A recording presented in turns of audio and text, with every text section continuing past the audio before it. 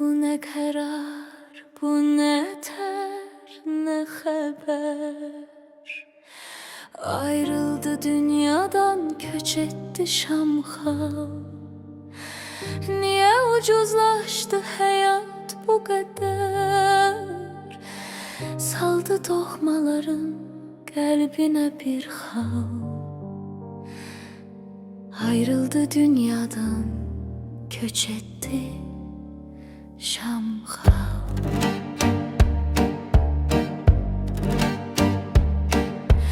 Bacılar, evladlar, hayat yoldaşı.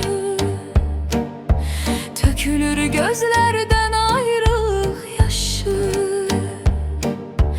Düşüp sanki göyden kıyamet taşı. Dehşetli manzara, haray kalma kal. Ayrıldı dünyadan, göç etti Şam'a. Ne tamam arzular, yapçık işler. Kaldı dolabında gör nece dişler. Şah dedim at etti, bitti gidişler. Hiç kime demeden habersiz bir hal. Ayrıldı dünyadan, göç etti Şam'a. Palya ne istedi, feleğine saydı. Bu ne vur ha vurdu, bak bu ne haydi. Çıkan yeni güneş, batan tam aydın. Baş kaldır üfüge, yadına baksal. Ayrıldı dünyadan, göç etti Şam'a.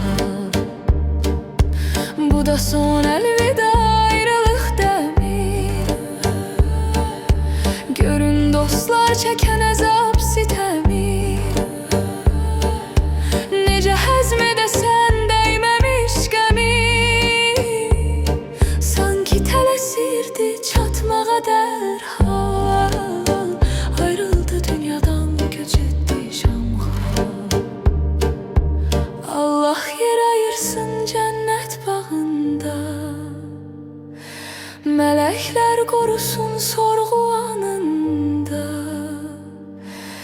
Ata sol yanında, ana sağında.